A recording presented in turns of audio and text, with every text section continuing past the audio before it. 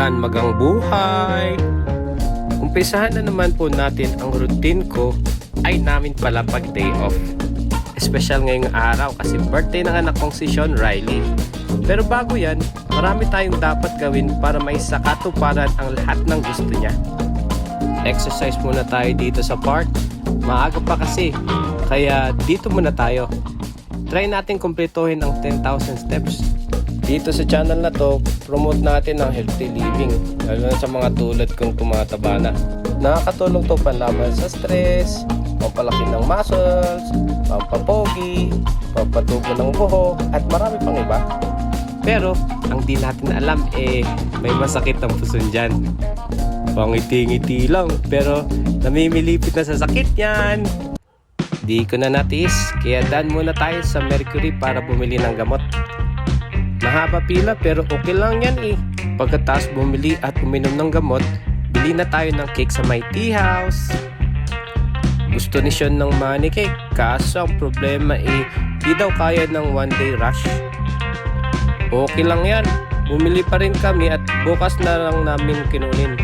Sunod pizza daw para kay teacher.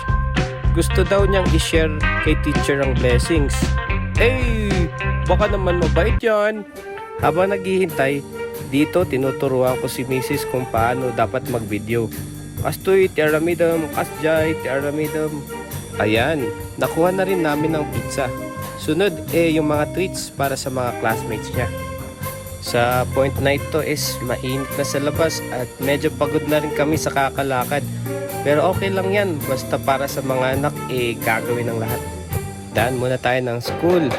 Iwan muna natin dito sa admin at mamaya si teacher na ang magdi-distribute niya. Ayan, tumatawag. Kala niya nilayasan ko na. Nakangiti kasi vlog yan I'm sure pag walang camera, matindi na naman ang inaabot ko. Para makumpleto ang routine, daan muna tayo sa mall. Dito, turuan ko kayo kung paano di kayo mapapagastos at di kayo magantay ng sobrang tagal kakahintay sa mga misis nyo. Una, dapat sakyan mo lahat ng cake niya. Pag sinukat niya, sukatin mo din. Tignan mo. Huwag yan, di ba? Pag may nakita siya, sabihin mo, huwag yan, expensive yan. Huwag yan, pangit yan. Paulit-ulit mo lang gawin to hanggang maging successful. Di ba? Sabi ko sa'yo, successful yan di ba? Simple at walang away. Uwi muna tayo saglit at nang makakain at makagligo na rin. Time check, papunta na kami school para sunduin mga bata. Gusto daw kumain ni Sean Riley sa Grumpy Joe. Sige, basta para sa iyo anak. Dito kinukwento niya na nagustuhan daw ng mga kaklase niya yung mga treats na binigay namin sa kanila. Sabi daw you're the best Sean. Natuwa naman ako at mukhang masaya siya ngayong araw na to.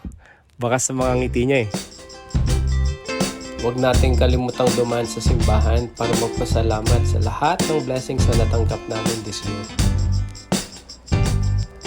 Gabayan niyo po siya Lord para lumaki siyang mabuting bata at mapagmahal sa kapwa. Lakad muna tayo papuntang antayan ng taxi. Medyo mahabang pila at baka maabutan na ng gabi. Kaya naisipan naming lakarin na lang papuntang Grumpy Joe. Gutom ng mga yan pero malapit na mga anak. Nakarating na rin sa wakas. Happy birthday Sean. Sana matupad lahat ng pangarap mo. At huwag mong kakalimutan, andito lang kaming magulang mo nakaalalay para sa inyo. We love you!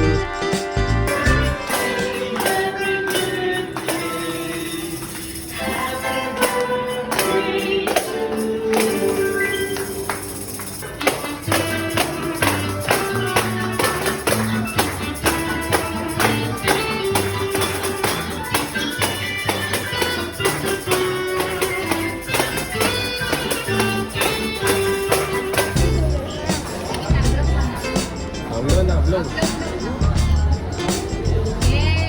Hey, happy birthday.